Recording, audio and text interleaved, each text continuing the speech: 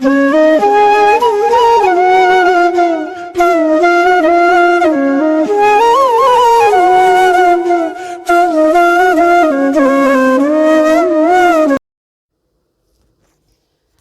संगत जी, राधा स्वामी। आज की साखी गुरु अर्जन साहिब जी के दो शिष्यों की है, जिन्होंने अपना सब कुछ सदगुरु पर कुर्बान कर दिया। गुरु अर्जन साहिब के वक्त दो व्यक्ति, पिता और पुत्र, अच्छे प्रेमी और शब्द के अभ्यासी थे। पिता का नाम समन और पुत्र का नाम मूसन था। वे मजदूरी करके अपना गुजारा करते थे। जब गुरु साहिब अमृतसर से लाहौर गए तो कोई सेवक कहे कि मेरे घर खाना खाओ, कोई कहे कि मेरे घर आओ। यह देखकर गुरु साहिब ने कहा कि आप लिस्ट बना लो कि किस दिन किसके घर प्रसाद है। यह सुनकर समन और मूसन को भी शौक हुआ कि हम भी प्रसाद करें। उन्होंने सोचा कि खर्च को पूरा करने के लिए और अधिक मजदूरी कर लेंगे, सो उन्होंने भी लिस्ट में अपना नाम लिखवा दिया। जब उनका प्रसाद करवाने का दिन नज़दीक आया तो वे दोनों बीमार पड़ गए। जो रुपए कमाए हुए थे दवा और खाने पीने में खर्च हो गए।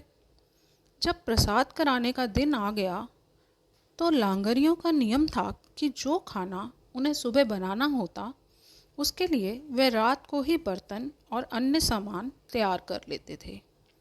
रात को लांगरी आए और उनसे बोले, भाई जी, सुबह आपके घर प्रसाद है, सो हमें सामान दो। अब उनके पास तो कोई चीज़ तैयार ही नहीं थी। आपस में सलाह करते हैं कि क्या करें।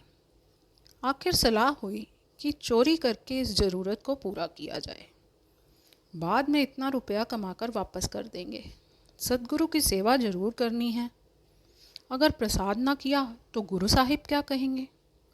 यह सोचकर उन्होंने लांगरियों से कहा कि अभी तो नहीं, लेकिन कल सूरज निकलने से पहले ही सारा सामान दे देंगे। लांगरी चले गए। उनकी गली में एक साहूकार की दुकान थी। रात को उन्होंने उसकी दुकान में सुरंग बनाई। जो कुछ निकालना था सब निकाल लिया। सिर्फ नमक, मिर्च, मसाला वगैरह बाकी रह गए। पहले तो कहने लगे कि यह मसाला वगैरह रहने दें, फिर सोचा कि नहीं, दोबारा चलकर ही ले आएं। जब वे मिर्च मसाला लेने गए तो साहूकार जाग गया। उस समय बाप तो दुकान से बाहर आ चुका था, पर बेटा सुरंग में से अभी निकल ही रहा था।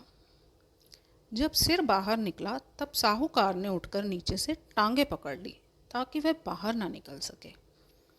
बाप बाहर की ओर खींचने लगा और साहूकार अंदर की ओर। अब ना बाप छोड़े ना साहूकार छोड़े। बड़ी खींचातानी हुई। आखिर बेटे ने बाप से कहा कि आप मेरा सिर काट लो।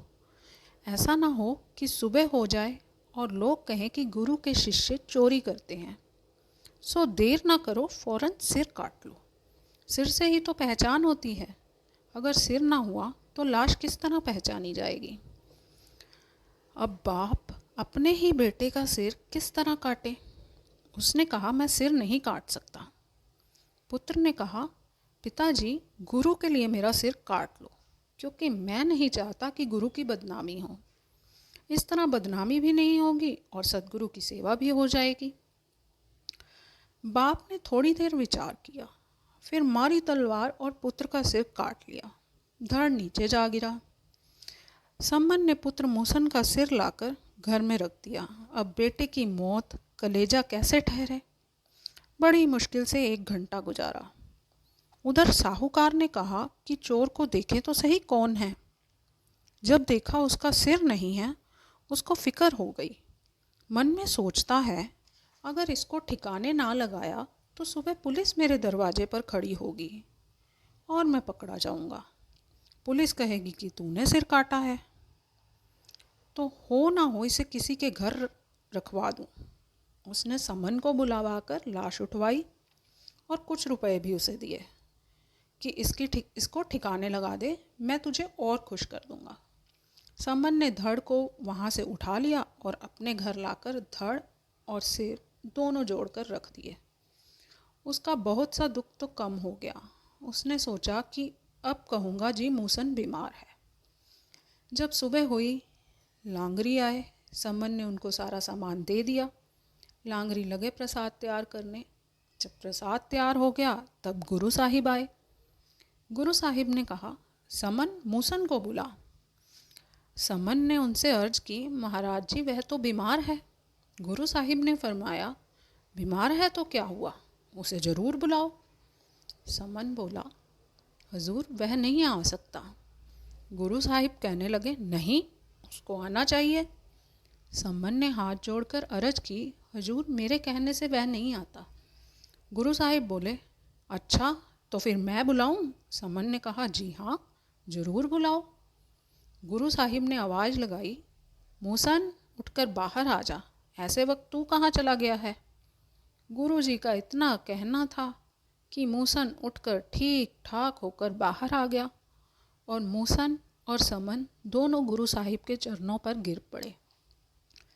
सो साध संगत जी, जिन्होंने अपना तन मन गुरु को सौंप दिया, उन्होंने अपना सब कुछ कुर्बान कर दिया, वे ही गुरु की खुशियाँ ले जाते हैं।